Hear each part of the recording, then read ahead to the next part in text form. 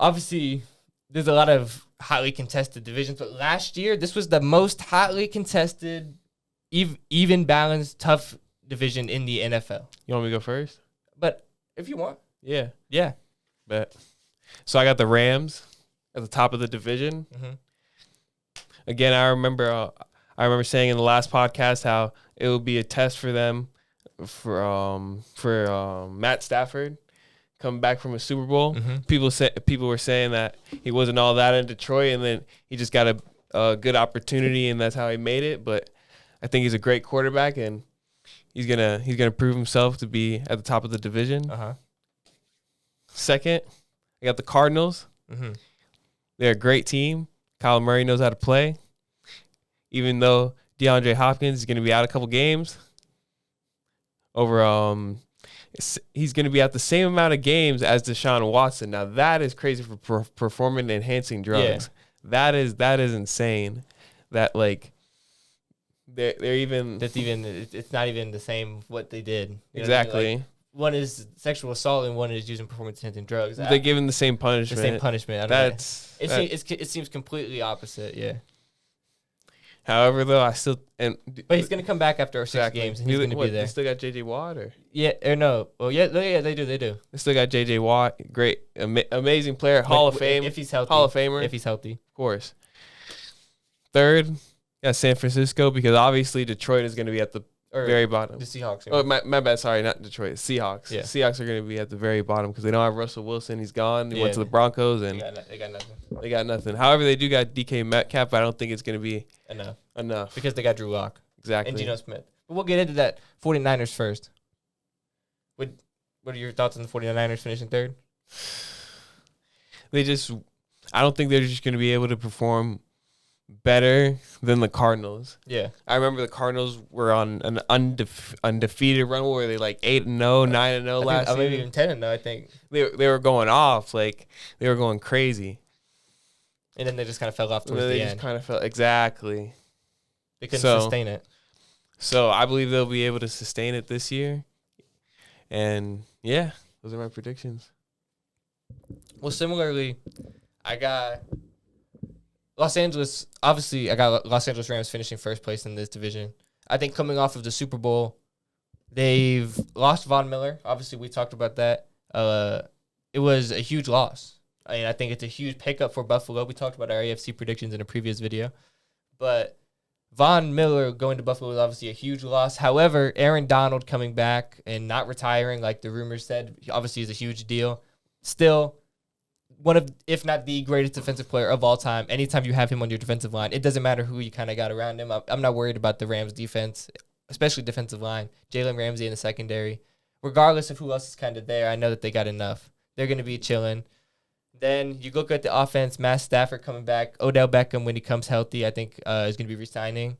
They got Van Jefferson, who I think is going to have a breakout season. They traded Robert Woods. But I like Van Jefferson a lot. Coming from, us, this is Florida, University of Florida. Van Jefferson is a Gator. I love Van Jefferson, and I think he's going to be a great, great player, especially this season.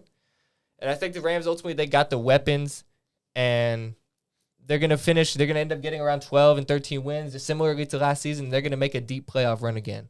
Are they going to go back-to-back? I don't know.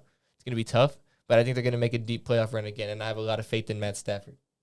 I always have, even since the Detroit days. So who do you got second? Second place, I got the San Francisco 49ers. Damn. I'm a Trey Lance fan. Ultimately, the 49ers, they have a really, really good team around the quarterback position. They had one last year. They had one the year before that.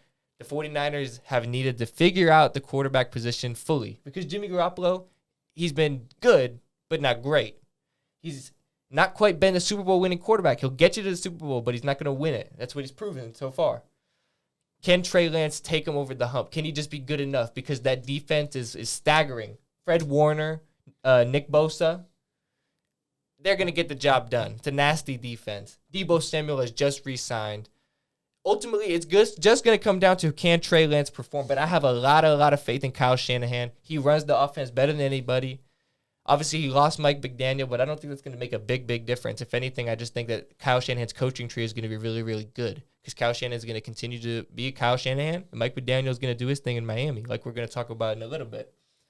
I love the 49ers. I think they're going to finish second. If Trey Lance is really, really good, like Patrick Mahomes level on his first year, like kind of how Patrick Mahomes was after his first year, after he rested his rookie year, then maybe even they win the division. But I don't think it's going to quite happen. I think they're going to finish second, maybe even 10 to 11 wins.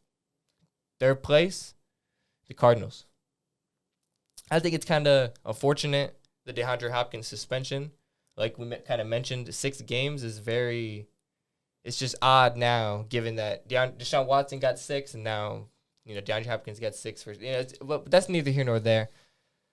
The Cardinals still have a really, really good team. I just think the 6 games is going to be really tough to overcome. Maybe not enough to beat the 49ers out in the end. I think those 6 games might end up playing a big role, those divisional games. And I think that's going to be the difference for the Cardinals ultimately this year.